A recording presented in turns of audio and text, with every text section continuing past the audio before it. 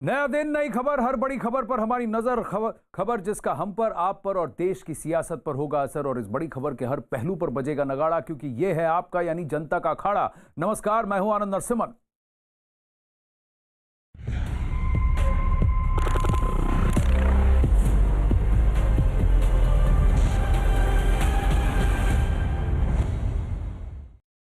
अखाड़ा में आज शुरू करेंगे हम इन तस्वीरों से, जहां अमित शाह गंगा सागर तट पर पहुंच चुके हैं और एक तरह से बिगुल बजा दिया है बीजेपी ने अमित शाह के नेतृत्व में कि चलो पलटा है, अब की बार परिवर्तन की बयार। ये अमित शाह की हुंकार है और खासकर बीजेपी ने तो अब ये ठान ली है कि कुछ भी हो, सब कुछ अपना इसमें झोंक देना है।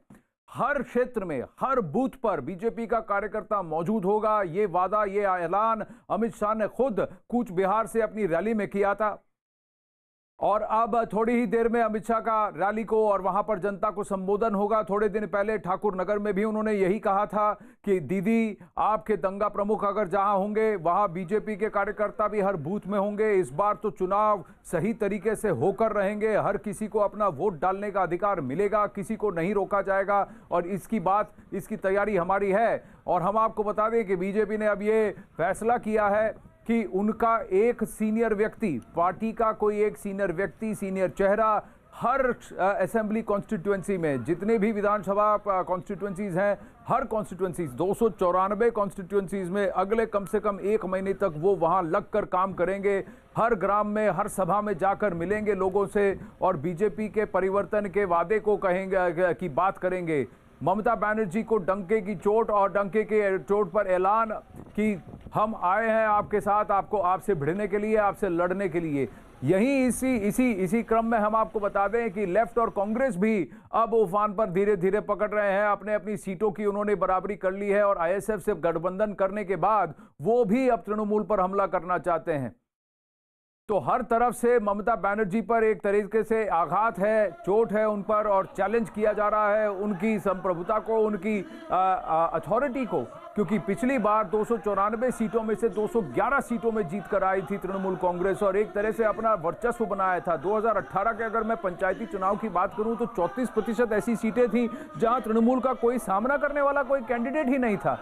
अब देखिए कितने पिछले 3 साल के अंदर कैसे ये बात बदल गई है कि बीजेपी अब कह रही है कि हर बूथ में हम मौजूद हैं, हर क्षेत्र में हम मौजूद हैं, हर कॉन्स्टिट्यूएंसी में हम मौजूद हैं। और तृणमूल के बड़े बड़े दिग्गज जो बाहुबली नेता हैं, जैसे शुभेंदु अधिकारी, फिर अब दिनेश त्रिवेदी भी पलायन करने वाले हैं, राजीव सरकार निकल गए, मुकुल रॉय तो पहले ही छोड़ के चले गए थे, अर्जुन सिंह भी पहले छोड़ के चले गए थे, लेकिन अब देखिए दालमिया वो भी निकल के आ गई हैं। हर कोई छोड़कर, और कल यश दास गुप्ता जैसे एक्टर भी अब बीजेपी में शामिल हो चुके हैं। मिथुन चक्रवर्ती ने भी कह दिया कि संघ के हर अच्छे कार्य के लिए मैं उनके साथ हूं, ऐसी बात उन्होंने भी कह डाली।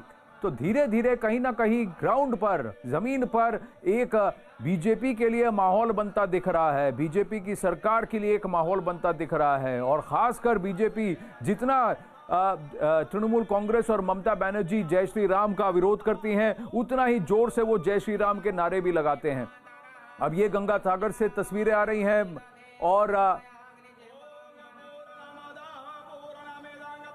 अमित पांडे और आशिका हमारे साथ जुड़ रहे हैं। ये रामकृष्ण मिशन और स्वामी रामकृष्ण परमहंस को भी उन्होंने आज रिस्पेक्ट पे किया था सुबह सुबह अमित शाह जी ने।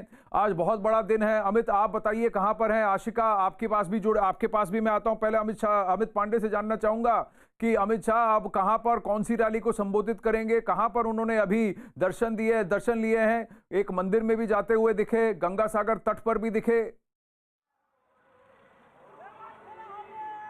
देखिए आनंद, गृहमंत्री अमित शाह जब भी पश्चिम बंगाल आते हैं, स्थानीय जगह के धार्मिक स्थलों का वो दर्शन करते हैं और लोगों से संवाद करते हैं।